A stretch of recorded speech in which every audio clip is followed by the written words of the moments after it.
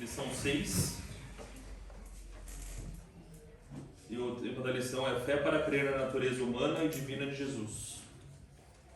Então, acho que é um tópico aí que talvez gera um pouco de dúvida, né, em algumas pessoas, porque quando a gente fala de Deus que ele era homem, que ele era Deus, a nossa lógica matemática, né, cartesiana, diz que não tem esse ou é e ou é ou, né, não existe essa sobreposição, né.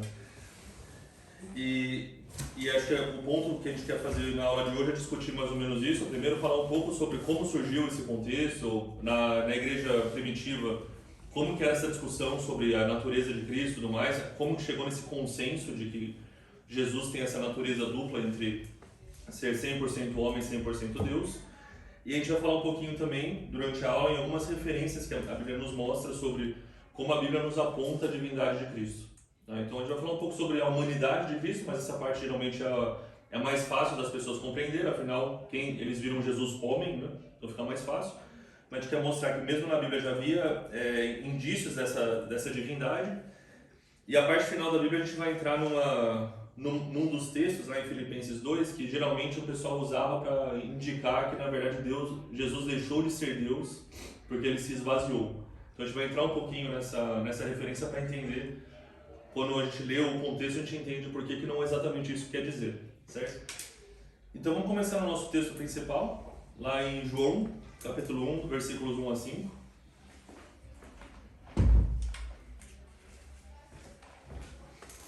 Então no João capítulo 1, versículos 1 a 5, está escrito assim, né? Acho que é uma passagem que todo mundo conhece bem, está escrito: no princípio era o Verbo, e o Verbo estava com Deus, e o Verbo era Deus. Ele estava no princípio com Deus, todas as coisas foram feitas por ele, e sem ele nada do que foi feito se fez. Nele estava a vida, e a vida era a luz dos homens, e a luz resplandece nas trevas, e as trevas não a compreenderam.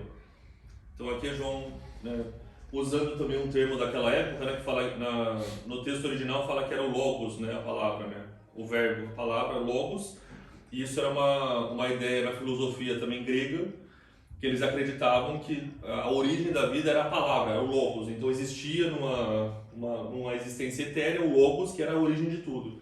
E aqui João chega e fala, né? Então o logos na verdade é Deus.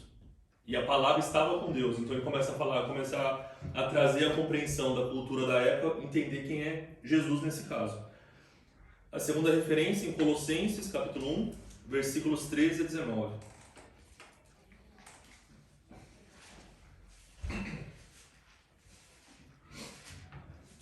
Colossenses 1, versículos 13 a 19 diz assim: Ele nos tirou da potestade das trevas e nos transportou para o reino do Filho do seu amor, em quem temos a redenção pelo seu sangue, a saber, a remissão dos pecados, o qual é a imagem do Deus invisível, o primogênito de toda a criação, porque nele foram criadas todas as coisas que há nos céus e na terra, visíveis e invisíveis, sejam tronos, sejam dominações, sejam principados, sejam potestades. Tudo foi criado por ele e para ele. E ele é antes de todas as coisas, e todas as coisas subsistem por ele. Ele é a cabeça do corpo da igreja, o princípio, o primogênito entre os mortos, para que em tudo haja preeminência. Porque foi do agrado do Pai que toda a plenitude nele habitasse. Então essa é uma das referências assim, mais poderosas que mostra, né, explicando claramente a divindade de Cristo, né? Então, baseado nesses dois tópicos, né, a gente vai começar a entrar um pouco na aula, mas acho que a primeira pergunta que eu queria mencionar, porque como eu falei no começo da aula, quando você fala que alguém é 100% humano e 100% divino, a nossa mente matemática fala 100% mais 100% não pode. A soma total tem que dar 100%, então você tem que ter uma divisão aí, em algum momento era 80% e 20%, alguma coisa assim. A gente, acho que no culto de quarta-feira também falamos sobre a Trindade. Peraí, você falar que Deus é 3 e é 1, e aí cada um também é Deus totalmente, como que funciona essa lógica? E aí, quando a gente estava escrevendo e preparando para essa aula, eu percebi que às vezes a gente confunde fé racional com fé lógica. Então acho que esse é o primeiro ponto que eu queria trazer para os irmãos. A gente conseguir separar a ideia entre fé racional e fé lógica. Fé racional significa que você, da sua própria consciência, você decide acreditar e buscar a fé em alguma coisa. A fé lógica é aquela que você quer encaixar dentro da sua capacidade de entender o que está acontecendo. Por que isso é importante? Dificilmente com a nossa capacidade humana, eu digo, arrisco dizer impossível que na verdade, com a nossa capacidade humana e a nossa existência humana, a gente vai conseguir compreender logicamente pelas características, como eu falei, matemáticas, cartesianas, que Jesus é 100% uma coisa e 100% outra, ou que Deus é 3 e 1. Então a fé lógica é essa fé que na verdade impede as pessoas de continuarem a mergulhar e entender mais sobre Cristo. E a gente vai falar um pouco sobre como isso também aconteceu na igreja primitiva. Agora, a fé racional, quando a Bíblia fala que tem que ser o seu culto racional, a sua fé racional, quer dizer que o seu próprio raciocínio, ele se submete a Deus. E mesmo que você não entenda, através da sua lógica, você toma uma decisão racional de falar assim, eu vou crer que esse é o Deus. Pô, mas como você vai explicar isso? Não consigo explicar. Mas foi formada dentro de mim uma certeza, uma convicção que é racional, não é só, não estou sentindo nada agora, não está quentinho, sabe, não estou emocionado porque isso acontece. Mas às vezes você fala assim, você está andando na rua um dia normal e alguém te pergunta, você acredita em Deus? Acredito, por quê? Olha, eu posso te contar a história toda, mas em algum momento dessa caminhada com ele, virou uma certeza na minha razão que eu não consigo negar. Então eu quero trazer esse paralelo para quando as pessoas começarem a talvez tentar falar para você, mas esse negócio não tem lógica nenhuma, essa fé aí, Deus, você acredita mesmo que Deus... Porque eu falo ao pessoal, né? Quando a gente estava comentando nesse ponto, eu falei que eu estudei numa universidade que ela é em tese cristã, né? É presbiteriana. E durante uma das aulas, uma das professoras que se dizia muito religiosa, muito cristã e tudo, começou a argumentar sobre como a abertura do Mar Vermelho era só um fenômeno geográfico lá, bateu um vento, então não é que abriu o mar e tal. E eu lembro que naquele momento, né, eu fiz uma pergunta não com ironia no nada, mas mais por perguntar, né, tipo, por que a sua fé é assim? Então, por exemplo, eu perguntei, você consegue acreditar que o Filho de Deus desceu na Terra, se fez homem, morreu, desceu no inferno, tirou a chave da morte da mão de Satanás, ressuscitou e foi para o céu? Isso você consegue acreditar. Agora que alguém consegue abrir o mar é demais, aí eu não consigo explicar. Onde que a gente traça essa lógica? Por quê? Porque, de novo, a gente está tentando aplicar lógica em tudo. Tem certas coisas, obviamente, que a gente vai conseguir entender com lógica. Mas quando a gente começa a entrar, a gente começa a tirar, e eu uso essa palavra com cuidado, né, que é a parte mística da fé, e quando a gente fala místico, eu sei que é meio carregado esse termo em português, mas é místico por quê? Porque está além da sua capacidade de compreender com explicações lógicas, certo? Então, quando vier um argumento desse, de falar, olha, eu não consigo acreditar em Deus porque não é lógico. Eu falo, realmente não é. Na nossa lógica não é. Eu te garanto que Deus tem uma lógica muito clara e consegue explicar tudo o que está acontecendo, só que a gente não consegue explicar. Tem um dos pastores que fala muito, que é o Tim Keller, ele fala muito disso. Ele menciona que assim, a mesma coisa que uma criatura que é 2 dimensões tentar entender uma criatura que é 3 dimensões. Você não consegue. Ele fala assim, eu não tenho essa dimensão adicional para explicar esse resto. Então é a mesma coisa a gente tentando falar de Deus. Deus tem muitas mais dimensões do que nós. Então a gente consegue olhar para ele e Deus fala assim, deixa eu explicar para vocês de uma forma bem simples para ver se vocês entendem um pouquinho de quem eu sou. A forma que ele usa como filho, o termo filho de Deus, que a gente entende, é uma forma que ele tentou explicar. Eu vou explicar ele como filho porque vocês vão entender, como humanos, essa relação em pai e filho. Mas a gente não entende de fato qual é a natureza da relação de Deus, como eles coexistem, as pessoas da Trindade. Então eu quero começar essa aula para dizer que o objetivo disso aqui não é explicar, para você sair daqui 100% de certeza. Olha, eu sei exatamente explicar por que é 100% humano e 100% Deus. O nome da lição é fé para acreditar, fé para crer que Jesus a natureza dele é humana e divina. Então a gente quer reforçar no texto e que isso possa fortalecer a nossa fé. E na nossa caminhada com Cristo a gente possa entender um pouquinho mais sobre isso, certo? Então vamos voltar um pouquinho na história. Vocês sabem que eu gosto de fazer isso às vezes, mas por exemplo, quando começou a igreja primitiva, ali no primeiro século, ainda você tinha os apóstolos vivos, tinha aquele testemunho muito vivo, muito real acontecendo durante o primeiro século. As epístolas estavam sendo escritas, você tinha Paulo, você tinha Pedro, a igreja se expandindo, a perseguição, então tem muita história escrita daquela época sobre o que aconteceu, tem muito escrito daquela época, então a fé estava muito próxima de Cristo. Como era uma fé revolucionária, os ensinos, a mensagem estava ficando muito viva no coração das pessoas.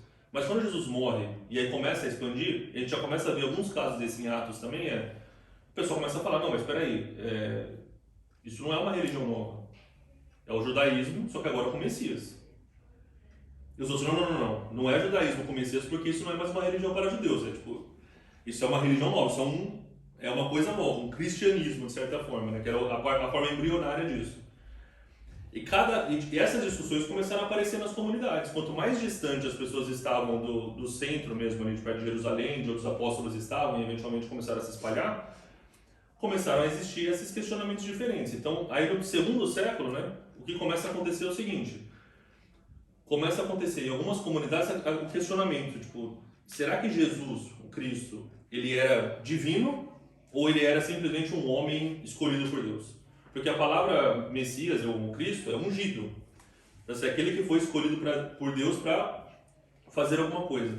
No judaísmo, as linhas do judaísmo acreditavam que o Messias, na verdade, era um homem. Na verdade, o pessoal dos judeus que ainda não acreditam que o Messias não veio ainda, eles não estão esperando Deus vir na Terra. Porque na visão do judaísmo, que é similar do Islã, o Deus é outro. Deus não tem contraparte ou relacionamento com a humanidade na Terra, porque Deus não consegue se misturar. Não consegue, mas se ele tentar fazer isso, ele destrói toda a criação, porque é uma criação com natureza pecaminosa. Então ele fala, não, o Messias é um homem. Então muitas dessas pessoas que começaram ali, que eram judeus, disseram, não, o Messias veio, mas o Messias é um homem, então tem ensinamento, mas assim, eu acredito em Deus e sei que tem o Messias, mas não sei se ele era divino. Então tinha essa visão. Então, só para mostrar alguns exemplos, por exemplo, tinha os ebionitas, que é justamente essa forma judia dos cristãos, que falava exatamente disso. Eles seguiam a lei mosaica de forma estrita, ou seja, seguia tudo que estava na lei mosaica, e para eles Jesus era 100% humano. Não tem nada divino em Jesus. Essa era a visão dos ebionitas. Aí começa a aparecer algumas que a gente fala que são as heresias, né, dos primeiros séculos. Né? Então aí aparece depois, também no segundo século, começam os gnósticos. Os gnósticos, vocês devem ter ouvido falar disso, é diferente dos gnósticos de hoje, tá? Os gnósticos de hoje acreditam que existe uma divindade, mas eu não consigo dizer quem ela é. Né? Essa é a visão gnóstica, que é uma visão muito comum, na verdade, nos dias de hoje, né? Então, nesse caso, os gnósticos acreditavam no oposto. Jesus é 100% Deus. Ele não tem nada de humano. Né? E a ideia deles era justamente para explicar que não existe, isso influenciado pela visão grega era platônica, se eu não me engano, que falava que toda a natureza humana, carnal, é corrompida. Então Deus não teria como se tornar uma natureza porque ele seria corrompido naquele momento. Então eles falavam que existia um Cristo nos céus, um Cristo espiritual, e tinha um Cristo humano, que era esse Cristo que o pessoal via ali, que era só uma sombra ou um exemplo, mas que não era... Aquele não era tipo... Era só a visão do Cristo divino que estava no céu. Ele não era uma pessoa, não era um humano. Então o pessoal começava a explicar. Se você é daquela época, e uma pessoa que é influenciada pela filosofia grega, que era vigente naquela época também, faz sentido. Faz sentido, sim, porque a gente sabe, inclusive se você no terceiro século, como quando Santo Agostinho aparece, ele tem uma influência muito forte dessa forma de pensar. Tanto que ali começa aquela visão que é muito forte no catolicismo em umas linhas, que a carne ela é corrompida. A gente vê aqueles filmes do pessoal se flagelando, não sei o quê, por quê? Porque a carne não tem solução. Então essa visão começou nessa época e ela se propagou. Então a ideia de que a carne é fraca ou a carne é ruim, inclusive é uma visão que às vezes a gente vê inclusive nas igrejas hoje. Em algumas igrejas, algumas linhas de igreja, o pessoal fala, não tem que se preocupar com nada disso não. Carne, vai morrer, vai virar pó, o importante é cuidar da sua alma, o resto não importa. Tem essa linha, é uma linha muito forte. Eu falo que em algumas linhas pentecostais no Brasil e tudo mais, tem essa linha também, mas mais radicais. Então, e o que isso quer dizer? Existe ainda essa influência que ocorreu no meio. Qual que é o perigo disso? Você começar a cair numa heresia. Por que isso não acontece na igreja de hoje? Porque em algum momento foi consolidada a compreensão e o entendimento que Jesus tem essa natureza dupla. Então, os gnósticos falam dessa forma, né? Depois aparece uma outra pessoa chamada Marcião, e ele negava a humanidade de Jesus, mas ele falava que Jesus era o Deus bom e invisível, e que existia, então ele falava que o Novo Testamento tinha um Deus novo. Ele falava que era um demiurgo, era a palavra que ele usava. No Antigo Testamento era um Deus, ele era ruim, malvado, matava a gente. Aí quando Jesus veio, é um novo Deus. É um Deus novo e assim, 100% Deus. De novo, alguém que não conhece a palavra e começa a ler, às vezes fala assim, ué, mas tipo, aqui antes está falando uma coisa, na outra está falando outra, o que está acontecendo? Naquela época eles começavam a falar a mesma coisa. Ó, eu ouço falar do pessoal dos judeus, que o Deus deles, Yahvé, mandava matar, mandava fazer não sei o quê, e agora vem esse outro que fala, não, ame os outros, não sei o quê, tipo, parece que não está encaixando. Então essa era uma das visões que tinham lá. E aí os líderes da igreja naquela época, aí fala bastante de Inácio de Antioquia, que foi um dos grandes pais da fé naquela época, no segundo século, começaram a entrar nessa questão para dizer, não, Jesus, ele é Deus e ele é homem. Começou a ter essa explicação dizendo que, usando a palavra, como a gente vai falar hoje, mostrando que tem a natureza divina desde o começo, que ele é pré-existente, ele estava na criação, antes da criação com Deus, e ele vai estar até o fim e tudo mais, então ele começa a mostrar pela palavra disso, né? E aí ele começa a mostrar aqui, só para a gente continuar também, a gente não perder muito tempo nessa questão mais histórica, né? Então ele fala, ó, o que Inácio enfatizava era que existia um Cristo que não tinha, que ele era inseparavelmente humano e divino, em espírito e carne. Era Deus, né? Deus no homem, né? Quando a gente fala de Emanuel, ele era a vida na morte. Ele veio de Maria e ele também veio de Deus, ou seja, tem essa natureza dupla já. E aí o que eles falavam, que a gente pode ver em Justino Marte, Irineu, Tertuliano e outros dessa época, né? É que falava que era isso, né? Tipo, no final do segundo século não existia mais ou existia, mas não era mais tão prevalente essa discussão entre Jesus é humano ou divino. Quando a gente entra no terceiro século, a discussão começa a entrar em outra área, que é o quê? Como que Jesus consegue ser essas duas coisas? O pessoal começa a tentar aplicar um pouco de lógica para tentar entender e criar uma fórmula para funcionar. O que acontece no terceiro século, aí naquela época aparecem duas linhas de pensamento, né? Uma delas é que a gente vai ver que isso vai desencadear no Concílio de Nicéia. Talvez vocês já devem ter ouvido falar disso. O Concílio de Nicéia é uma reunião dos líderes, dos pais da igreja naquela época, para discutir justamente isso. Por quê? Porque durante o século III aparece um abençoado chamado Arius, que você talvez já deve ter ouvido falar de arianismo também, de novo diferente do que a gente viu mais recente por aqui, que dizia que o quê? Que Jesus não era totalmente divino. Então ele na cabeça dele era o seguinte, como Jesus veio do Pai, ele é uma criatura. Ele é a criatura soberana, mas ele ainda é uma criatura, então ele é menos do que o Pai. Essa era a visão de Ariano. Ele vinha com essa visão. Do outro lado tinham as outras pessoas que diziam que não. Jesus e Deus, eles são partes da Trindade, é a mesma coisa. Com essa visão de que Jesus era menor que o Pai, falava que começava a quebrar o conceito da Trindade. E aí começou a acontecer muitos embates dentro das comunidades cristãs no século III. Tanto que, né, o imperador de Roma na época fala assim, ó, vamos fazer um concílio aqui para começar a discutir, que senão vai quebrar a base da fé aqui. Então nessa discussão, né, no Concílio de Nicéia, vem esse primeiro, que foi para refutar esse arianismo, sai aquela declaração de fé, o credo de Nicéia, né, que é uma coisa que fala bastante, que fala justamente que é isso, o filho de Deus, né, Jesus é o Filho de Deus, ele veio, né, o único que veio diretamente do Pai, e ele é da mesma substância do Pai. Então fala de consubstanciação. Sei que é cedo demais no domingo para discutir essas coisas, mas fala que o quê? Ele é da mesma substância de Deus. Certo? Então ele fala, é feito da mesma substância de Deus, ou seja, ele veio do Pai, não foi feito pelo Pai. E aí eles começam a criar isso para explicar, e no final eles meio que falam assim, qualquer pessoa que acredita que Jesus não é isso, seja anátema, ou seja, uma direta para o pessoal do arianismo falando, olha, se você não acredita que Jesus é isso, você é anátema, você não está alinhado com a fé cristã, você é maldito de certa forma, de acordo com a visão da fé cristã. E assim, isso continuou ainda um tempo, né, durante o século III e até o século IV. E tem outro conselho, que é o Conselho de Calcedônia, que fala que existe aquela visão, mas quando Jesus ele foi encarnado, naquele momento ele ainda começa de novo as mesmas discussões para conseguir consolidar. E a linha que sai disso, né, no final, que eles falam que é esse concílio de Calcedônia, é que fala que a palavra se tornou, né, como a gente falou, o verbo se fez carne, né, e ele não chegou e dominou um corpo. Não foi assim, veio a essência divina e possuiu um corpo que já existia e se tornou. Não, ele falou que a própria natureza divina, o próprio verbo, se fez carne. Porque existia essa discussão. A gente fala assim, poxa, mas para quem entrar nessa minúcia, né, a gente está nos dias de hoje, talvez já consegue entender Jesus, isso e aquilo e tudo mais. Mas por quê? Porque existia a necessidade de entender, olha, nós precisamos criar uma estrutura da religião, da fé cristã, porque esses são os tipos de questionamento que fazem o pessoal parar de prestar atenção naquilo que realmente importa, que são as boas novas do Evangelho.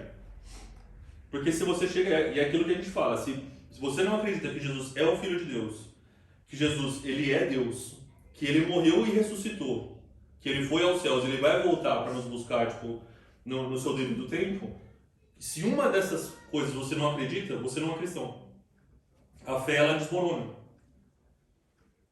E essa é a questão, porque o que a gente via acontecendo naquela época é mais ou menos o que a gente vê acontecendo hoje em dia em algumas das religiões. Se você for perguntar para os budistas, o que você acha de Jesus? Pô, Jesus, um homem muito iluminado.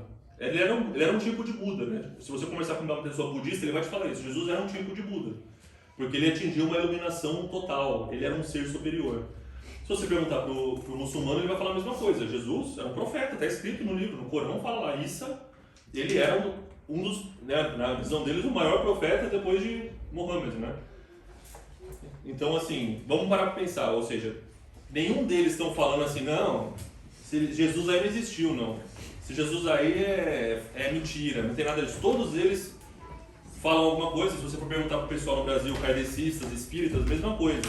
Jesus, o grande mestre, mas ou seja, tem estudo, todas essas religiões estão mostrando que Jesus é importante, Jesus é poderoso, só que toda aquela crença, como talvez a gente leu agora no Concílio de Nicéia, toda a crença que diz que Jesus é menos do que ele é, também é anticristã.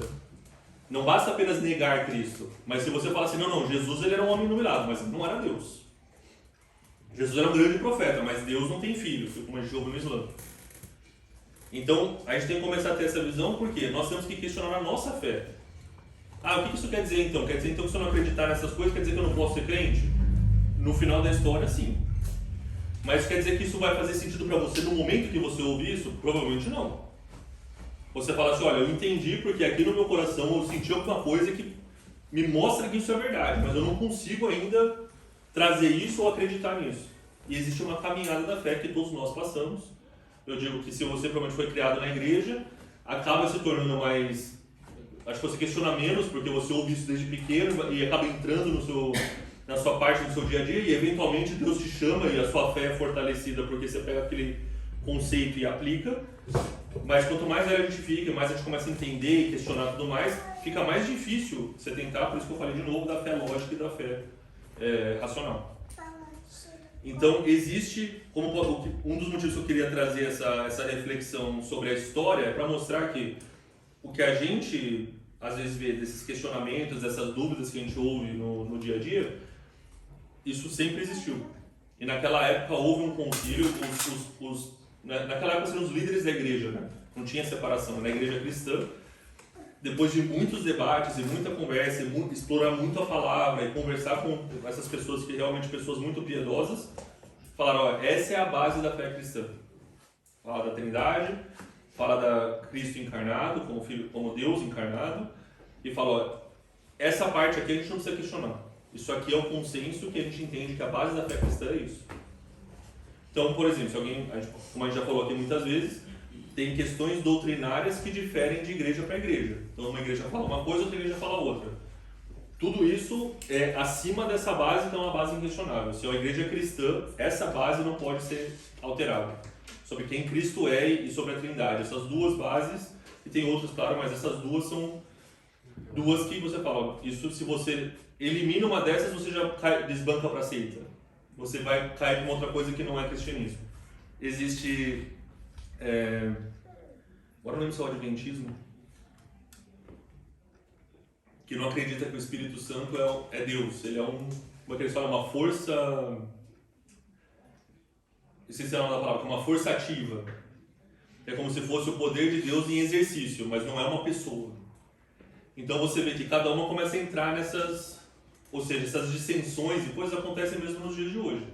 Então é importante a gente entender que esse questionamento não é novo, existe desde o começo da fé e a gente tem que estar preparado para conseguir formar na gente a fé para acreditar nisso, certo? Então, voltando para a revista, né, o primeiro ponto é justamente isso, né, que fala sobre essa natureza divina. Se a gente for olhar, aqui na revista menciona um pouco sobre como Jesus muitas vezes é chamado filho do homem. Fala assim, não, ele é o filho do homem, e também tem algumas outras pessoas que falam que ele é filho de Deus, que é para mostrar essa natureza dupla.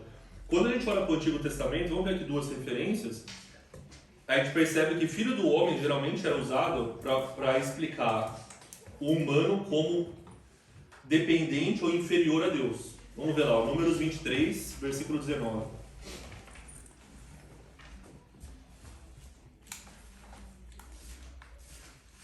Números 23, 19 diz assim: Deus não é homem para que minta, nem filho do homem para que se arrependa.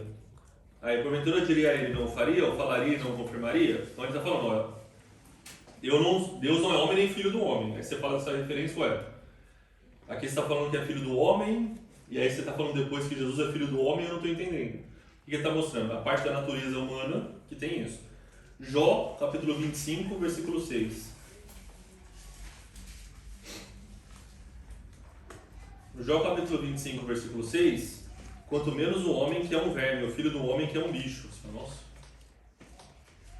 caramba, né? Tipo, tá pesado isso aqui. Só que, se você for na Bíblia, você vê que muitas vezes quando fala do filho do homem, quando se refere a Jesus, ele fala o homem com H maiúsculo. Em algumas traduções eles usam isso. A expressão no Antigo Testamento que remete filho do homem como Cristo, a gente tem que olhar para os profetas que falam do Messias. Isso aqui, Jó, Números, está falando de quem? Está falando dos homens mesmo, da população, do povo de Israel na época. Jó está falando dele mesmo. Ou seja, quando você fala da sua natureza humana, realmente, é nada, é bicho. Ou a natureza humana se arrepende, volta atrás, mas Deus não faz isso. Mas vamos lá para Daniel 7, Daniel capítulo 7, versículos 13 e 14, para a gente ver. Quando Daniel, vocês sabem também, Daniel é um dos profetas que mais fala sobre o Messias. Um dos profetas que mais revela o que vai acontecer. Tanto que diz muito que do Apocalipse, inclusive, lê-se junto com Daniel como se fosse uma referência das coisas vindouras. E aí ele fala: eu estava orando nas minhas visões de noite, e eis que vinha nas nuvens do céu um como filho do homem. Agora ele começa a falar, esse é o filho do homem que se refere a Jesus.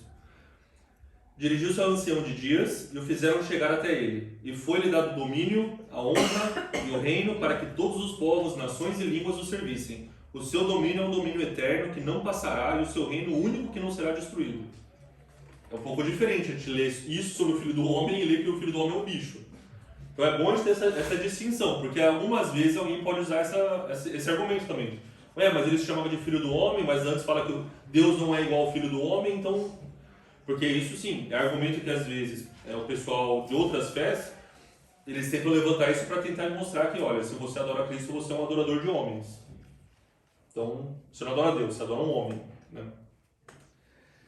Então, e aí quando a gente começa a perceber isso, a primeira coisa que a gente fala, essa referência a ser filho do homem, é nessa passagem de Daniel. Então, quando a gente vai né, nos evangelhos, né, nos sinóticos apenas, aqui fala, são 69 vezes que essa expressão filho do homem é usada.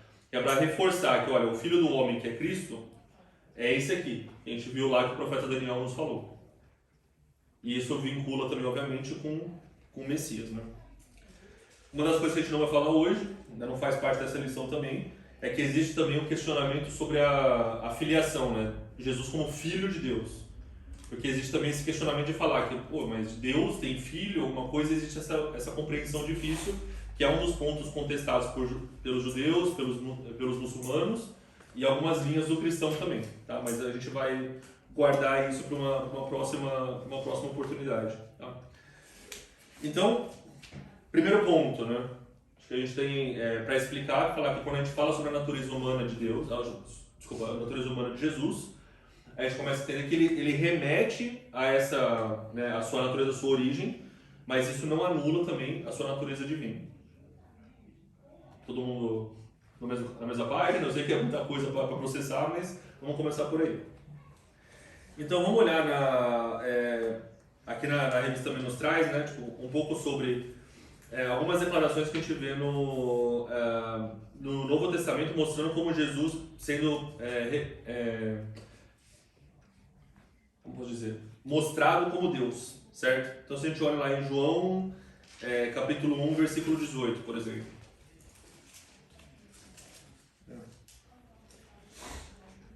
Então fala, Deus nunca foi visto por alguém. O Filho unigênito, que está no seio do Pai, ou seja, esse que veio lá, o Filho único, né, que foi nascido de Deus, esse o fez conhecer. E aí entra naquela passagem que Jesus fala assim, se você me viu, você viu o Pai. Ou seja, a mesma coisa. Porque eu estou aqui, eu represento o Pai que me enviou.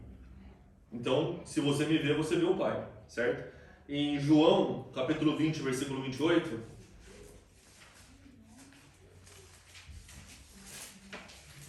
a gente vê quando Tomé se encontra com Jesus depois que ele ressuscita, né?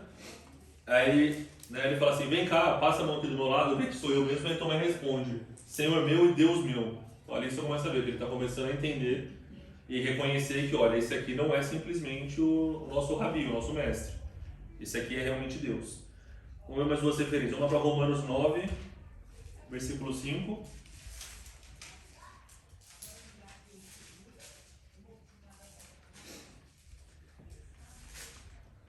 No versículo 4 fala assim, que são israelitas, os quais é a adoção de filhos, e a glória, os concertos, e a lei, o culto e as promessas. Aí fala, dos quais são os pais e dos quais é Cristo, segundo a carne, o qual é sobre todos. Deus bendito eternamente. Amém.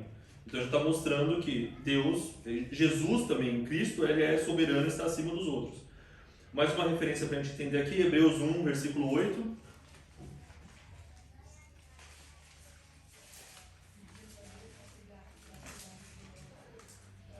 Tá lá, mas do Filho diz, ó Deus, o teu trono subsiste pelo século dos séculos, cetro de equidade ao cetro do teu reino. Então, ele está falando, fala do Filho, Deus, chamando ele de Deus, mostrando que também tem essas referências.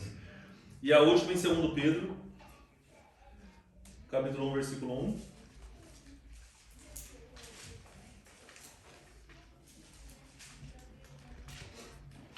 E é claro que a gente quer separar o que é falado em João e depois o que é falado, né, nas outras partes, que é uma coisa que talvez acontece posterior. Então aí quando a fé já está sendo consolidada. Mas lá em 2 Pedro fala lá, Simão Pedro, servo e apóstolo de Jesus Cristo, aos que conosco alcançaram fé igualmente preciosa pela justiça do nosso Deus e Salvador Jesus Cristo. Então existem várias referências aqui mostrando que, olha, Jesus Cristo é Deus. Não é simplesmente o nosso mestre, não é simplesmente um homem, não é simplesmente o Messias que eles falaram, mas ele é mais. Né? Ele é mais do que o Messias. Ele também é o Messias, mas ele é mais do que isso. Se você falar que ele é simplesmente o Messias, não completa totalmente quem Cristo de fato é. O Messias foi prometido para o povo judeu, e realmente a gente sabe que o Apocalipse já fala isso, como isso vai ter redenção para o povo de Israel no fim da história. Mas você limitar o papel de Cristo apenas como Messias, você realmente às vezes ignora essa visão de que ele é Deus. Né? Então aqui a gente vê isso, e no Antigo Testamento, né, a gente sabe que essa é uma referência super conhecida, que ela é em Isaías 9:6. Né, que Isaías 9 começa, toda a parte no capítulo 9 de Isaías fala sobre o tal do Messias. Né?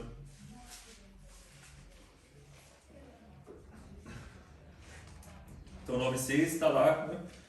O menino nos nasceu, um filho se nos deu, e o principado está sobre os seus ombros, o seu nome será maravilhoso, conselheiro, Deus forte, Pai da eternidade e príncipe da paz. De novo, uma passagem bem conhecida, mas também já está mostrando sobre esse filho que ele ia nascer, e ele já seria isso, né? Então fala que ele é Deus forte, né? Então já está explicando, olha. E essa, na verdade, não sei se foi você que estava falando isso, pastor, ou que eu ouvi isso, na verdade, de outra pessoa que faz apologia ao cristianismo, falando que dentro do... foi você mesmo que comentou, pastor, falou assim que nos judeus, o judeu não pode chamar nenhum homem de Deus. Porque chamar um homem de Deus é a maior blasfêmia que você pode fazer a Deus. Então ele comenta, como é que você está falando aqui desse menino que nasceu e está chamando ele de Deus forte?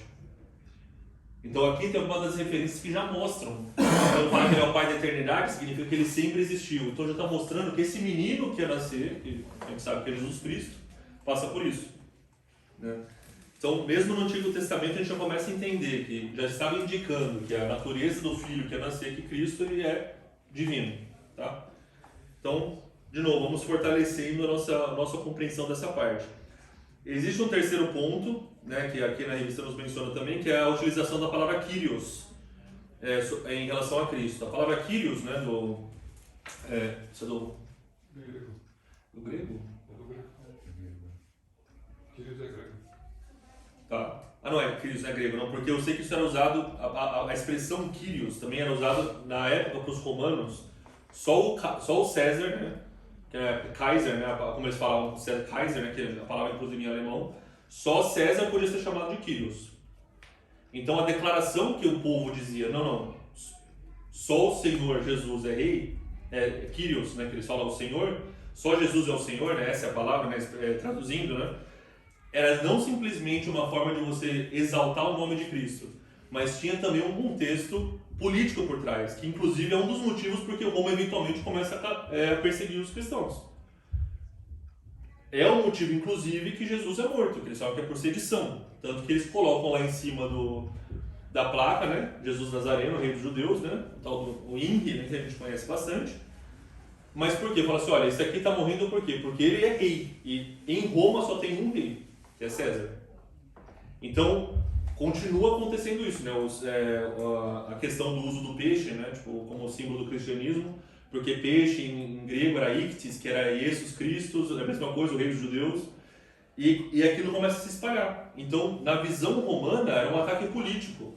Vocês não estão se levantando porque é uma fé e tem Deus, vocês estão se levantando porque vocês querem destruir o reino de Roma. Por isso que eles perseguem.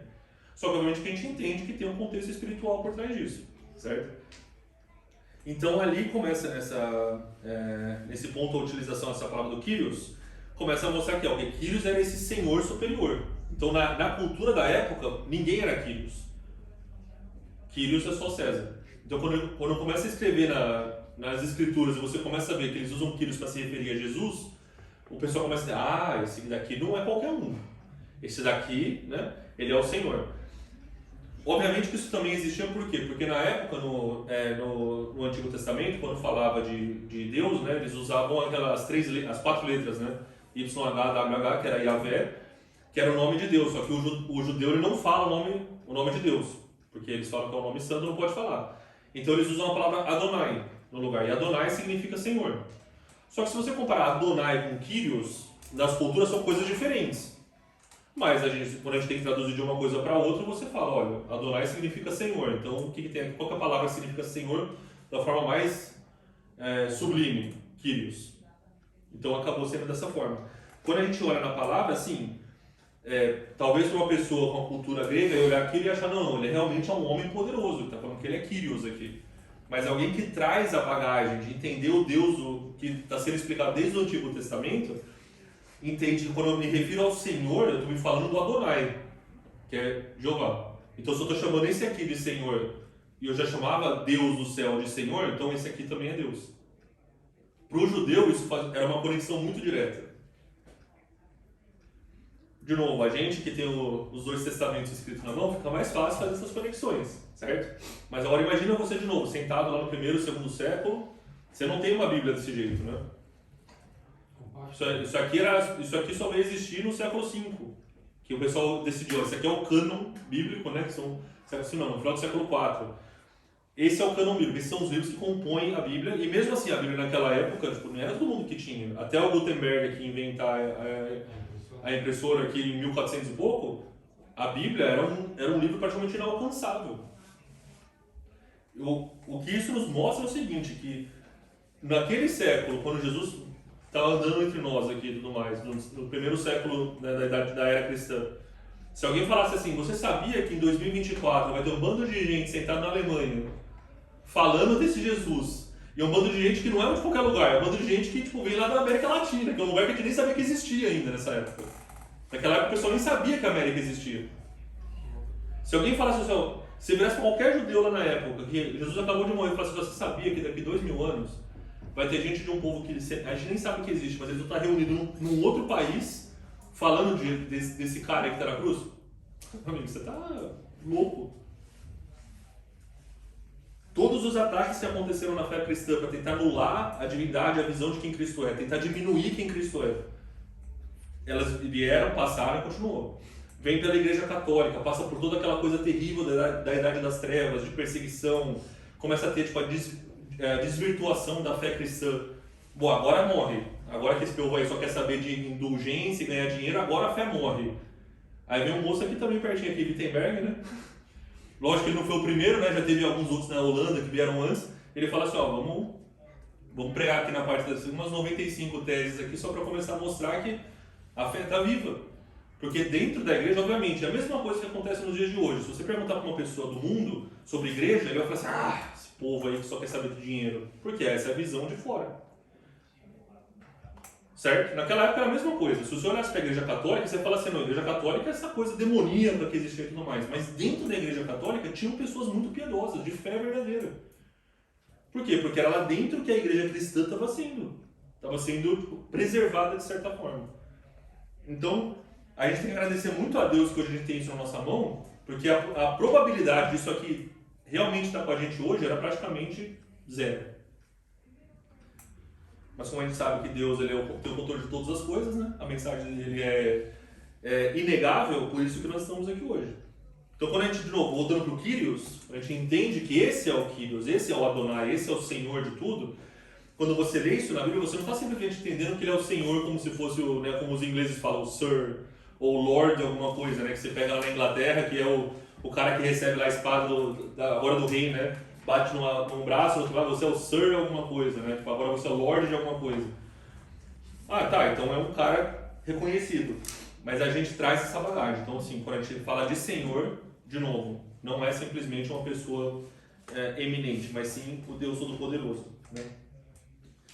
Então tá, essa é a primeira parte. Então aqui a gente discutiu um pouco sobre a natureza humana, né? Sobre a questão do Filho do Homem, entendendo isso, mas também mostrando como nas Escrituras, também na linguagem usada, já havia essa indicação que Jesus não é simplesmente um homem. Jesus, ele também é Deus. De novo, mesmo nos dias de hoje. Esse é o tipo de questão que, de novo, voltando para a primeira parte do nome da nossa lição, nós temos que ter fé para crer que a natureza de Cristo é divina e humana ao mesmo tempo. Não vai fazer sentido, talvez, na nossa lógica. Vamos sempre reforçar isso para entender que o objetivo aqui não é fazer todo mundo entender ou explicar o que isso significa, simplesmente mostrar na palavra que isso é um fato. Um fato, né, é baseado na nossa fé. Outras partes que mostram também, né, tipo, essa divindade de Cristo, né? Vamos ver mais algumas referências aqui, né? Primeiro, 1 Coríntios, capítulo 1. Vamos ler o versículo 24.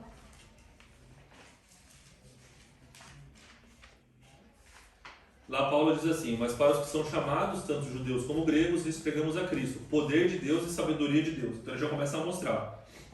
Ele é a sabedoria de Deus, ele é, né, a tradução do poder de Deus. 1 Coríntios capítulo 8, versículo 6, começa a nos mostrar um pouco, né, duas referências que nos mostram um pouco dessa pré-existência de Jesus, né, como como um dos agentes da criação. Né.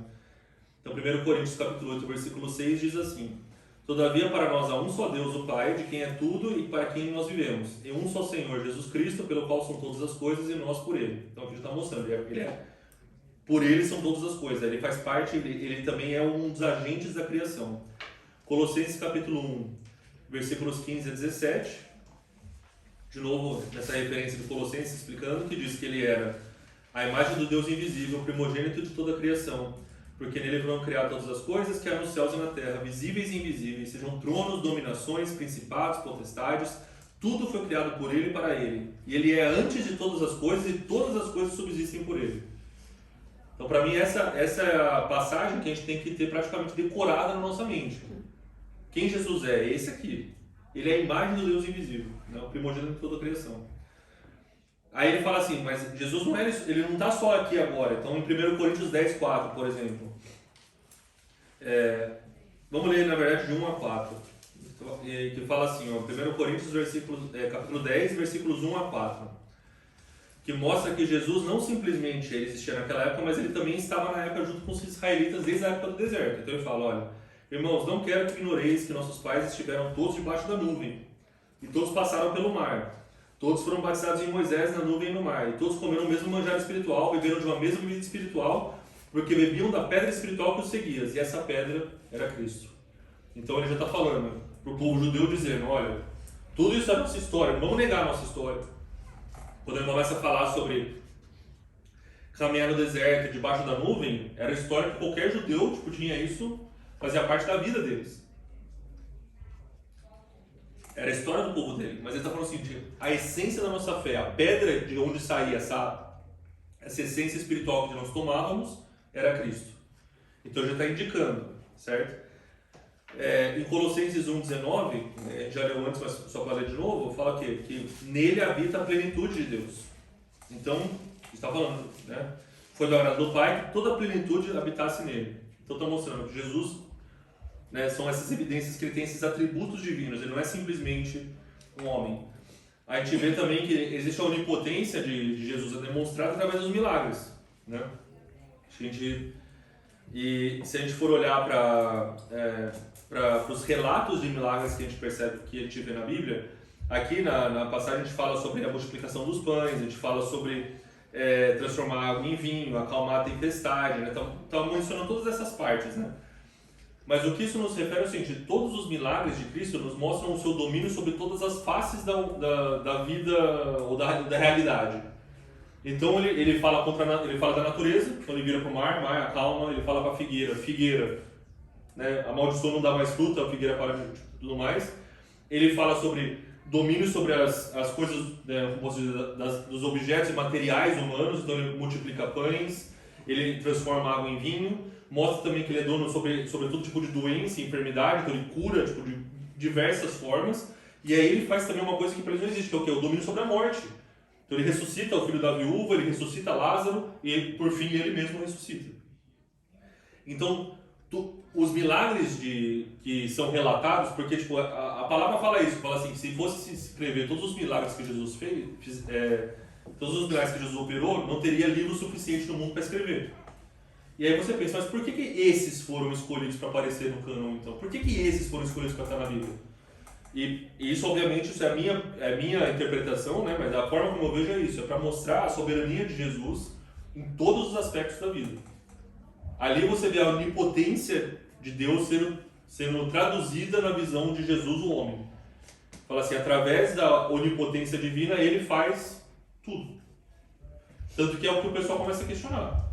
Fala assim, quem é esse que até o vento e o mar lhe obedecem? Porque profeta, tudo mais, já havia acontecer antes.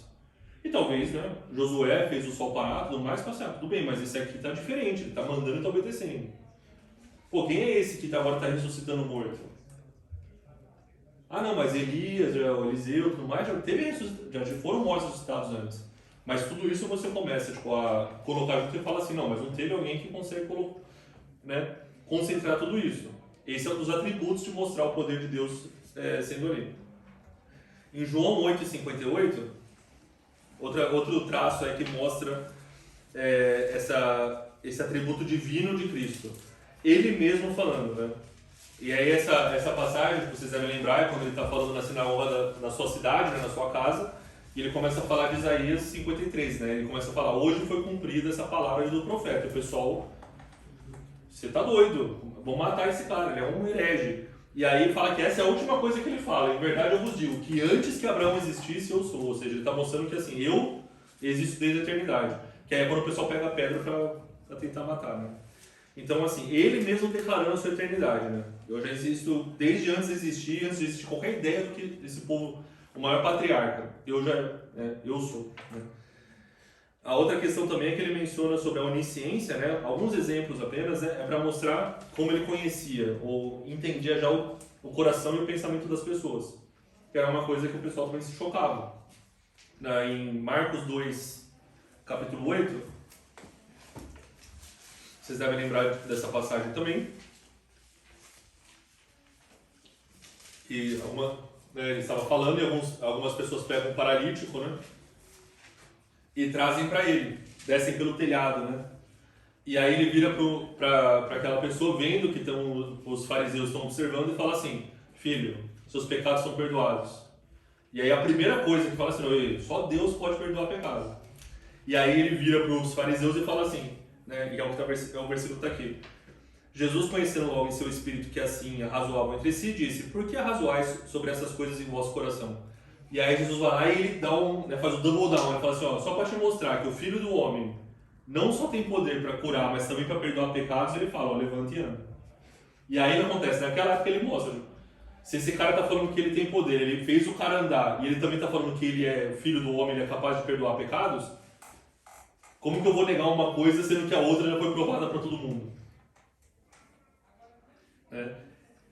Outro exemplo, João, capítulo 6, versículo 64. É um versículo também que é usado bastante pelos calvinistas, mas a gente guarda isso para depois também. Que fala, mas há alguns de vós que não creem, porque bem sabia Jesus desde o princípio quem eram os que não criam e quem eram os que havia de se entregar, que havia de entregá-lo. Então assim, mostra o quê? Que Jesus já tinha ciência daquilo que estava acontecendo. Jesus não estava sendo, que surpresa, descobri agora que isso vai acontecer. Essa onisciência divina também ela era expressada em Cristo, né?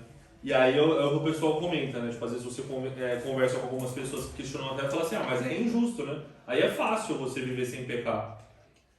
Se você tem todo esse poder, se você é onisciente, conhece tudo, aí é fácil, né? Aí eu falo assim, não, mas pensa só, ele sabe tudo. Então ele sabia o que ia acontecer, ele sabia que ele ia morrer na cruz, ele sabia que ele ia ser desprezado. E apesar de saber tudo isso, ele falou, eu vou. Será que era mais fácil mesmo? Será que saber tudo realmente torna coisas mais fáceis? Ou torna ele ainda mais, fala assim, não, quer saber? Deixa quieto, já que vai acontecer tudo isso, aí deixa esse povo morrer mesmo, não precisa. Então a gente começa a perceber esses atributos, né, divinos em Deus. Outra questão que a gente menciona também é sobre a soberania divina de Jesus, né? Então tem essa referência aqui na passagem de perdão de pecados, que eu mencionei agora, sobre o paralítico, né? Então justamente isso, ele fala assim, olha, só Deus pode perdoar, então eu estou falando, seus pecados são perdoados. A moça que, né, a mulher adúltera, onde são seus acusadores? Eu não te acuso, vai e não peques mais. Ou seja, Jesus está falando assim, eu tenho a capacidade de perdoar os seus pecados, eu tiro a acusação de Deus sobre a sua vida e digo, pode ir e viver em paz. Então esse é um traço que mostra que a soberania de Jesus é uma soberania divina. Isso é um traço de Deus, só Deus pode fazer isso. Jesus fala assim, eu estou fazendo. Então é um traço também, de novo, que ele nos mostra na Bíblia, que ele não é simplesmente um profeta. 1 João, capítulo 1, versículo 7, nos mostra outra questão sobre o sacrifício de Cristo. Então, muitos outros que vieram antes de Jesus foram profetas que foram usados, que fizeram grandes coisas, que fizeram grandes milagres, como eu estava falando agora. A maioria dos milagres que a gente viu acontecendo, de alguma forma, um dos outros profetas também fizeram mais ou menos igual. Mas aqui diz um traço sobre Jesus que, tipo, só porque ele é realmente Deus que isso se torna possível. Que mostra que o quê? Se andarmos na luz como ele na luz está, temos comunhão uns com os outros. Ele fala, o sangue de Jesus Cristo, seu Filho, nos purifica de todo o pecado. Então o sangue de Cristo, o sangue, né, de Deus que é derramado, né, o Filho de Deus que é derramado, ele é capaz não apenas de perdoar os nossos pecados, mas de nos purificar dos pecados. Então, a gente, talvez já deve ter, um dos temas que a gente teve com a aula dos adolescentes sobre o sacrifício de Cristo, por que ele era superior ao sacrifício de animais, essa é a diferença. O sacrifício inferior é capaz de gerar um tipo de perdão temporário e tirar aquela culpa que existe sobre você. Mas a purificação só vem através realmente do sacrifício de Cristo. Porque o sangue de bodes, de animais que são mortos lá no sacrifício, não traz a purificação. Você continua sendo... Por isso que você tem que todo ano ir lá e matar mais um, e matar mais um, e matar mais um, e torcer para você morrer logo depois do dia do sacrifício, né? Porque senão se acumulou uns pecados ali, você não vai conseguir ter tipo salvação, né? Mas aqui mostra por que Jesus é Deus, também porque o sangue dele, o sacrifício dele é capaz de purificar a gente do pecado. E aí tem uma outra referência aqui no Sermão da Montanha, né? Se a gente falar para Mateus 5, e aí são alguns versículos que mostram Jesus, ao invés de dizer como os outros profetas falavam, assim diz o Senhor, A, B, C ou D, né? E aí é interessante porque tem um profeta só que não fala também desse jeito, que é Elias. Elias fala, né? Na minha palavra não vai chover, né? Está mostrando o quê? Que são pessoas que estão alinhadas com Deus. Então aqui ele fala, quando Jesus fala, em vez de falar assim diz o Senhor, ele fala, eu digo. Então vamos lá, Mateus 5, capítulo 22. né? Ele está falando do Sermão do Monte. Ele fala uma coisa e fala, eu porém vos digo, que qualquer um que sem motivo se polarizar e tudo mais. Versículo 28. Eu porém vos digo, que qualquer que atentar numa mulher para cobiçar no seu coração já cometeu adultério. Versículo 32. Eu porém vos digo, que qualquer que repudiar sua mulher a não ser por prostituição, faz com que ela cometa adultério. Versículo 34. Eu porém vos digo, de maneira nenhuma jureis nem pelo céu, porque é o trono de Deus. Versículo 39. Eu porém vos digo, que não resistais ao mal, mas qualquer que te bater na face direita, oferece também a outra. Versículo 44. Eu, porém, vos digo, amai aos vossos inimigos, bendizei os que vos maldizem, fazei bem os que vos odeiam e orai pelos que vos maltratam e vos perseguem. Então aqui você tem uma sequência de Jesus falando, sou eu que estou falando. E quando eu falo, essa é a palavra de Deus sendo declarada para vocês. Então aqui é Jesus mostrando, né, através da forma, declarando a soberania, a autoridade que ele tinha, dizendo, eu que estou te dizendo. Eu não estou olhando para a Torá ou para o que foi escrito. Eu estou falando porque, né, eu sou a nova aliança, eu sou o Novo Testamento. Né? E aí ele está falando assim, a minha palavra é essa. Você fala que, não, eu posso dar carta de repúdio na lei mosaica. Mas ele fala assim, se você abandonar sua mulher que não seja por prostituição, você faz ela cometer adultério. Então ele está realmente mostrando que a minha palavra tem mais força do que algumas dessas leis que foram criadas pela sua própria dureza de coração. De novo, a gente lê isso, a gente já sabe quem é Jesus, né? Então pra gente, quando a gente lê isso, fala, nossa, que palavra poderosa falando com a gente.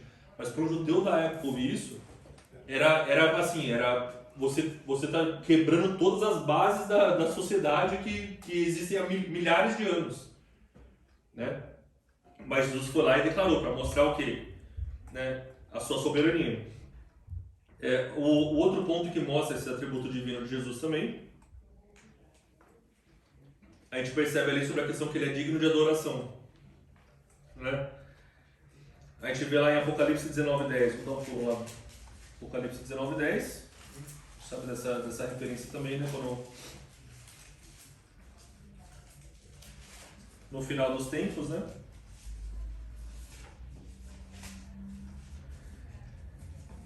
Que fala que João, né, quando ele está recebendo aquela mensagem, um dos anjos que está passando essa mensagem para ele fala que ele se prostra aos pés e fala assim, vou adorar porque, né? E aí o anjo fala para ele, não faça isso, eu sou conservo de teus irmãos que têm o testemunho de Jesus, adora a Deus, e aí fala que o testemunho de Jesus é o espírito da profecia. Então ele está falando assim, a adoração tem que ser direcionada, né, a Cristo. O próprio anjo falando isso. Em Filipenses 2:9, vamos voltar lá rapidinho.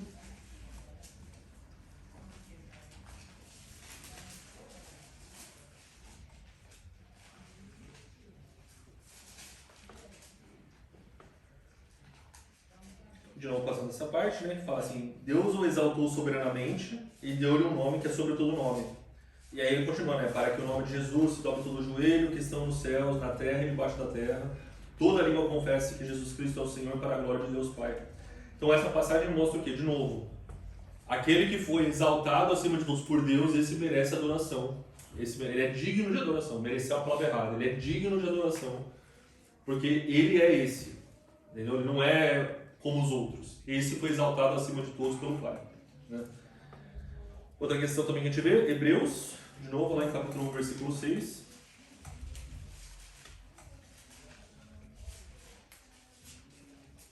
Né, e aí está mostrando sobre a questão da adoração dos anjos, né, que deve adorar a Cristo também.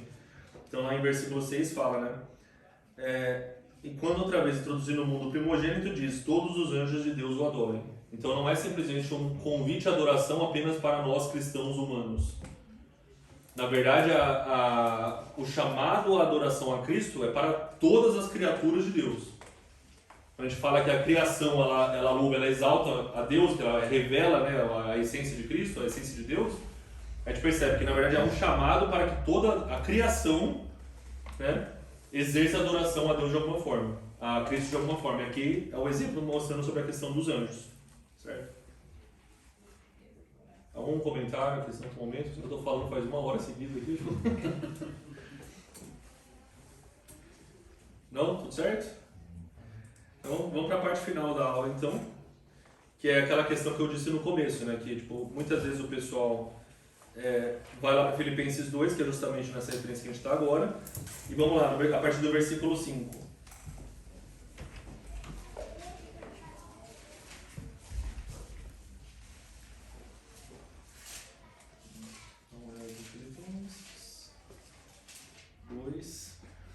Então aqui, né, ele começa a falar, né, tipo, no versículo 5, de sorte que haja em vós o mesmo sentimento que houve também em Cristo Jesus, que sendo em forma de Deus, não teve por usurpação ser igual a Deus, mas aniquilou-se a si mesmo, tomando a forma de servo, fazendo-se semelhante aos homens. Então esse versículo, versículo 8 também, e achando na forma de homem, humilhou-se a si mesmo, sendo obediente até a morte de cruz. Né?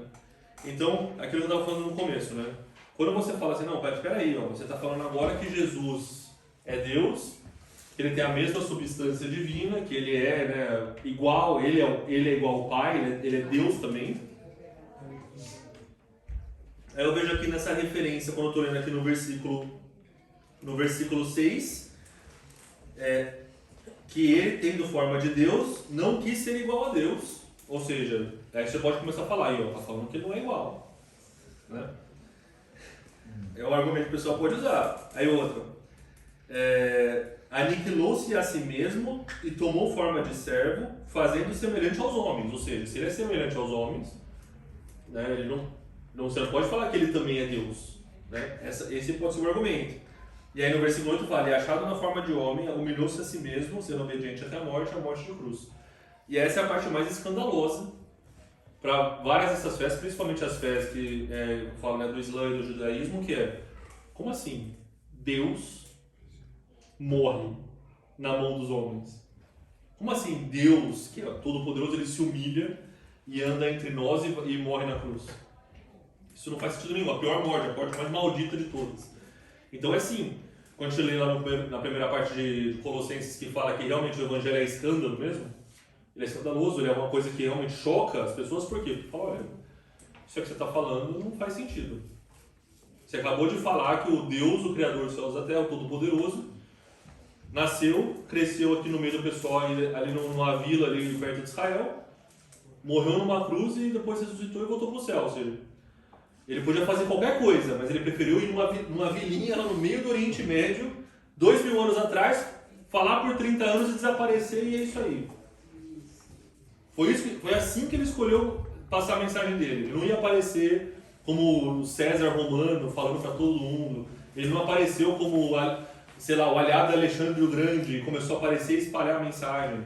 Ele não tomou a posição de um dos grandes, sei lá, lideranças, autoridades e poder da época para fazer isso. Aí você fala, sim, mas se você olha para a Bíblia mostra para a gente porque ele não faz isso. Quando ele é tentado no deserto por Satanás oferece justamente isso a ele. Ele fala assim, olha, todos os reinos do mundo são meus, me prostre, me adora, que eu te dou todo esse poder. E o que Jesus falou o seguinte, olha, não precisa. De novo, como eu falei, a probabilidade de nós estarmos aqui falando de Jesus hoje era quase zero. Vou fazer um comentário que é muito interessante nesse Filipenses 2,7, né? Que é o que você falou, né? Onde surgem os argumentos, as perguntas. E aí é interessante quando a gente vê, quando ele começa assim, mas aniquilou-se a si mesmo. Esse aniquilou também despojou-se, né? Ou seja, se esvaziou da sua glória. Quando a gente olha lá para o Êxodo, né? Capítulo 33, que Deus fala a Moisés assim, não há um homem que possa ver a minha glória e sobreviver. Então era necessário que ele se esvaziasse da sua glória para se revelar aos homens. Exatamente. Porque a nossa natureza pecaminosa, ela é incapaz de ver a glória de Deus e continuar de pé. Isso mesmo. Né? Então isso revela ainda mais quando fala assim, ele aniquilou-se a si mesmo, tomando a forma de servo. Em outras palavras, vocês seriam incapazes de me receber se eu viesse com toda a glória. É isso mesmo. Não, porque até aqui a revista nos mostra isso, que essa palavra do grego é ekenosen, que é usado da palavra do verbo keno, que significa esvaziar, vazio, como o pastor mesmo falou. Então, na verdade, é isso, ele renuncia do seu direito, do seu poder, da sua capacidade, não porque ele fala assim, não, porque eu quero ser menos, É porque se eu não fizer isso, vocês não vão conseguir, a gente não consegue ter relacionamento. Mostra o amor e o cuidado de Deus para mostrar, olha, quando lá no Éden a serpente enganou Adão e Eva, e aí Deus falou para a serpente, falou assim, o descendente dessa vai pisar na tua cabeça e você vai morder o calcanhar, vai falar assim, ó, vai vir um que eu vou enviar, que é descendente dessa, e ele vai trazer a salvação para esse povo, ele vai reverter isso que você, né, a serpente fez aqui no começo da criação. Então quando Jesus aparece, é isso que, né, existe um debate que o pessoal comenta o seguinte, o pessoal fala assim, o diabo sabia que Jesus não podia morrer? Porque ele fala assim, ó, se ele morrer, eu sei que ele vai descer no inferno e vai... E aí a história acabou. No momento que ele morrer sem pecado, acabou.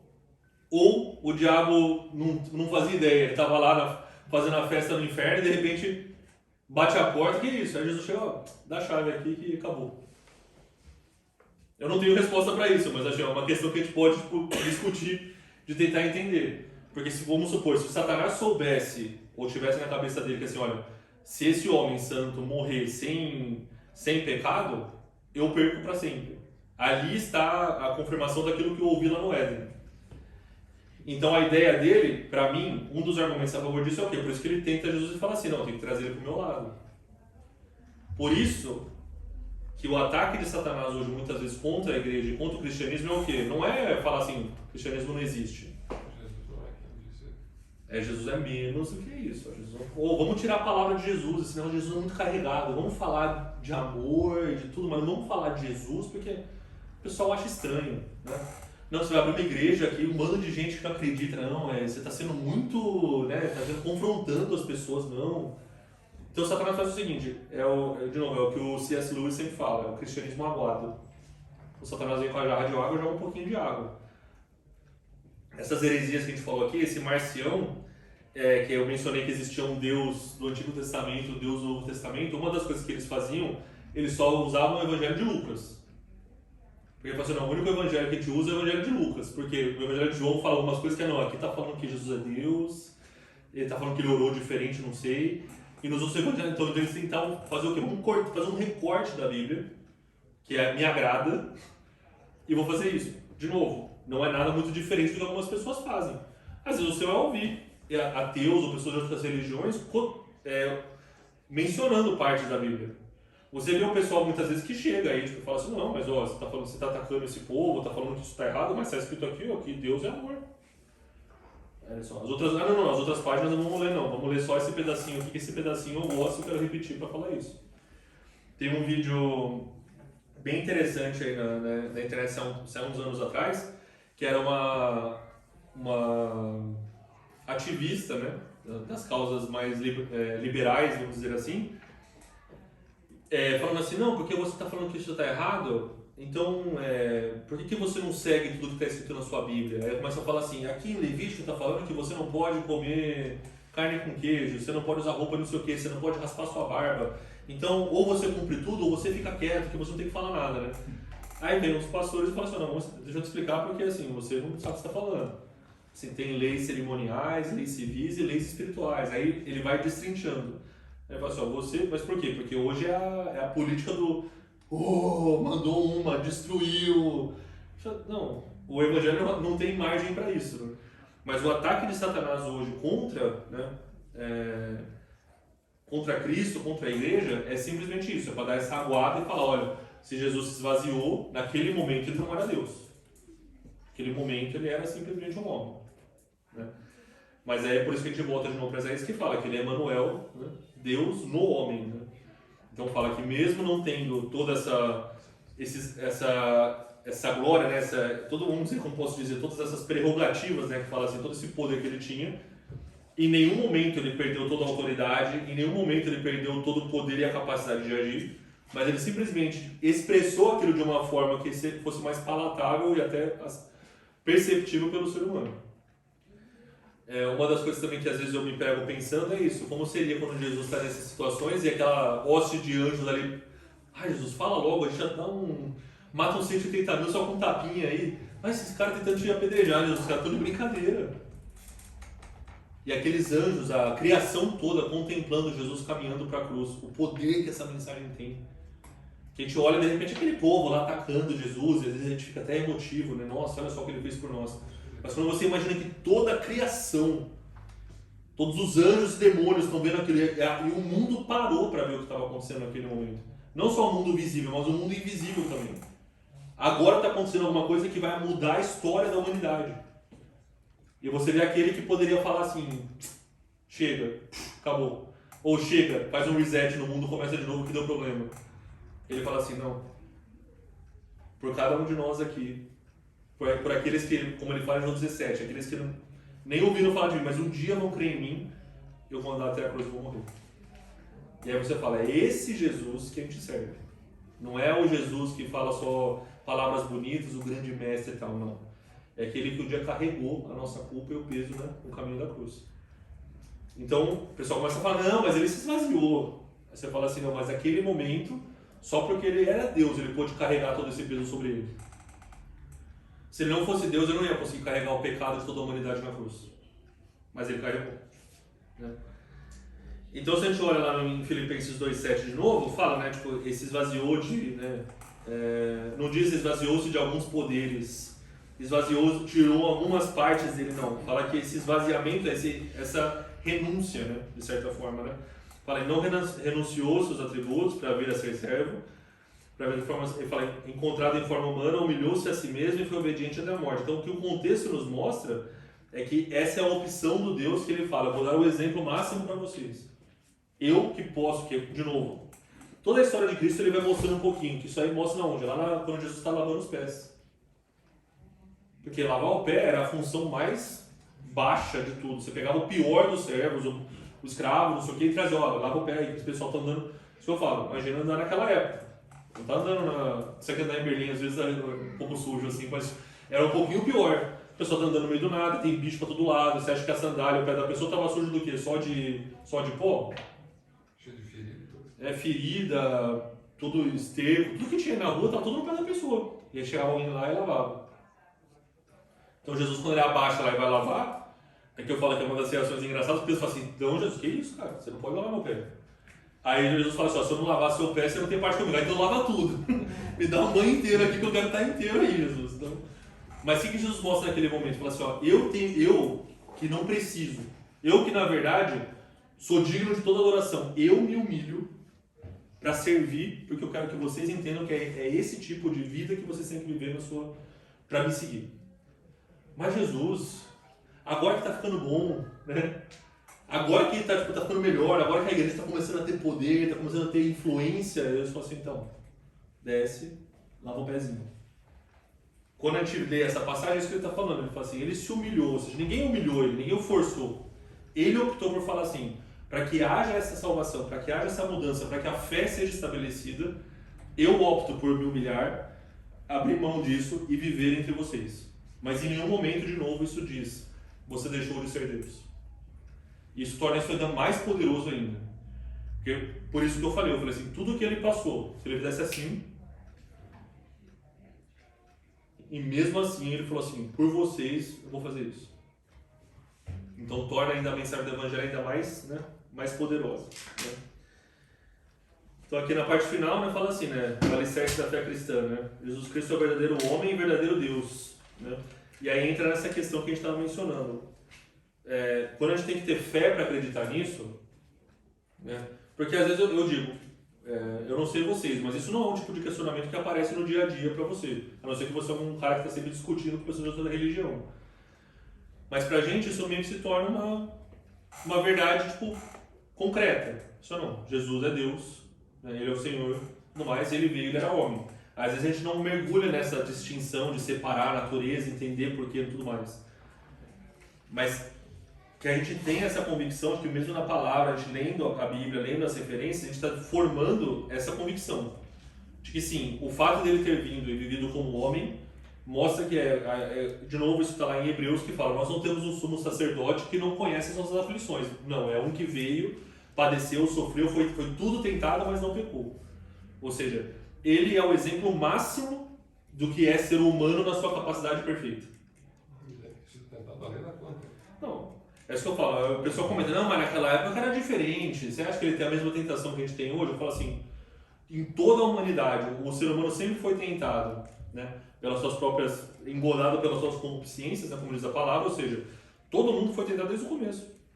A gente lê o Gênesis e está lá. Adão e Eva lá não tinha internet, não tinha qualquer outra coisa, mas o que tinha lá? Olha, eu ando com Deus, acho que eu queria ser igual esse cara aí, poderoso, o que eu faço? Então aí o diabo fala assim, então é isso que você quer? Aqui é a maçãzinha, pode comer que você vai comer. Tá bom, maçã não, fruto. Né? E hoje isso acontece. O que você quer? Eu queria ter dinheiro para fazer isso, eu queria fazer aquilo, tudo mais. O diabo vai lá e vai tentar fazer o quê? Olha, você consegue ser Deus, você não precisa de um Deus. Né? E aí quando a gente entende isso, começa a entender que quem é Jesus, o que ele fez pela gente, quem ele é, entendendo um pouco da natureza dele, essas tentações ou esses cenários se tornam muito menos eficazes contra a nossa fé.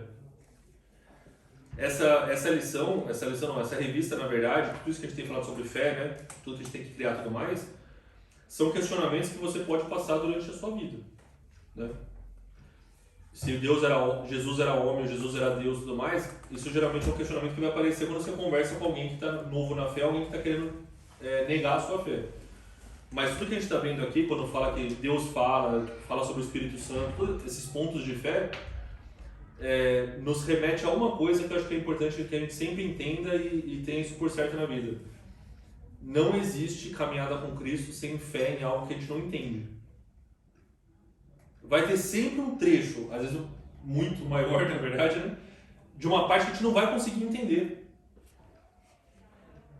E aí eu falo que, por que na minha visão eu entendo que Jesus fala como Deus Pai e fala como um filho? Porque o filho, quando ele conhece o pai, se o pai fala, faz tal coisa, ele faz. Às vezes ele entende o porquê, às vezes não. Filho, faz tal coisa. Por quê? Não, eu tô falando, vai lá e faz, por favor. Então, você falou, eu faço. Mas isso aí você está pedindo uma obediência cega, como é que o pessoal fala? Essa fé cega que não questiona, é impossível viver desse jeito e tal. Você fala assim, por quê? Porque a pessoa está entendendo o seguinte, primeiro você me prova quem você é, né? E depois eu vou lá e faço o que você está falando. Né? Para encerrar, né, acho que até para trazer essa reflexão, qual que é a diferença de ter fé, crer e acreditar? Por que a gente está falando aqui fala assim, provas da sua fé, né? Ou tenha fé para isso, para aquilo. Qual que é a diferença de ter fé e acreditar? Acreditar e saber daquilo com certeza. Ter fé sem saber continuar acreditando. A palavra acreditar, qual que é outra palavra parecida que a gente usa de acreditar no dia de hoje? Seu cartãozinho na sua carteira, cartão do quê? Se você chega no banco e o cara fala assim, eu vou acreditar em você, vou te acreditar com isso aqui, eu vou dar um negócio na sua mão que você pode gastar porque eu sei que você é capaz de pagar. Ele acredita em você simplesmente porque você falou, não, ele chegou aqui e falou, ele deve ser um bom moço, tá aqui um cartão de crédito para você, é isso que acontece? Talvez alguns bancos estão fazendo isso agora, né? Mas, normalmente o que ele faz? Me dá aí seu extrato, me dá sua lerite, me dá não sei o quê, porque eu tenho que acreditar que você é capaz de receber isso e por isso, porque você me provou tudo isso, tá aqui eu acredito. Eu te acredito com isso. Quando você fala que você acredita em Deus, é por quê? Porque Deus fez tudo isso e aí eu acredito nele. Então quer dizer que a gente não pode acreditar em Deus? Claro que sim. Olha para a sua vida. O que Deus já fez na sua vida? E essa para mim é a maior prova. Eu falo assim, eu olho para o que Deus fez na minha vida e não só por... Então assim, eu tenho fé no que eu não entendo. Porque eu consigo acreditar no que Ele fez na minha vida. Só que quando a gente fala que a gente tem que ter fé, por quê? Porque eu acreditar no que aconteceu é fácil, por isso que fala de Tomé, né? Bem-aventurado aquele que não viu e creu, né? Não viu e acreditou. A Bíblia diz que a fé é a prova das coisas que não se veem. Eu costumo dizer que acreditar é a prova das coisas que se veem. Porque acaba sendo depois do fato, né? Então, o acreditar é sempre depois. Então, assim, a nossa caminhada de fé e a nossa esperança, na verdade, é que a nossa fé se torne acreditar. É o que eu mais gostaria, que todo mundo aqui tivesse um momento que é aquilo, olha, eu tinha fé que Deus ia fazer tal coisa, e agora eu estou vivendo, agora eu acredito Não é que eu não acreditava antes, é porque antes era só o quê? Eu tinha fé, porque não tinha nada. Mas agora eu vejo toda a transformação que Deus fez na vida, tudo que Deus fez e tudo mais. E sim, os sinais, aí eu falo, aí você lê na palavra e tudo mais, isso vai trazendo o quê? Fortalecendo esse conceito de acreditar. Então, por que talvez eu estou falando disso, mas para encerrar a aula de hoje, é porque entender esses termos, e é por isso que eu sempre volto para a história, eu sei que às vezes é um pouco chato eu ficar tipo, entrando nessas minúcias e tudo mais, mas porque entender essa estrutura, entender os termos, entender o que isso significa, torna a nossa fé muito mais sólida. Alguém vai chegar para você e falar assim, mas eu não acredito em Deus. Você fala assim, não. Fala assim, acreditar não é o importante, você tem que ter fé em Deus. E acreditar, de novo, já passou, já está feito. Então, né, que nessa lição de hoje, é isso, olha, eu não acredito que Jesus é o Filho de Deus, eu não acredito que Jesus era Deus. Então você vai querer provar por A mais B, ó, tá aqui, é por isso aqui que Jesus é Deus. Porque você pode falar qualquer coisa para essa pessoa, está escrito aqui, tem esse milagre, tem essa referência, a pessoa fala assim, para mim isso não significa nada. Como essa pessoa vai acreditar então que Jesus é o Filho de Deus, que Jesus é Deus? Esse é um dos pontos que só existe, por isso que é fé. Que é quando o Espírito Santo ele trabalha na nossa vida e fala assim, olha, eu não consigo te explicar, mas eu sei.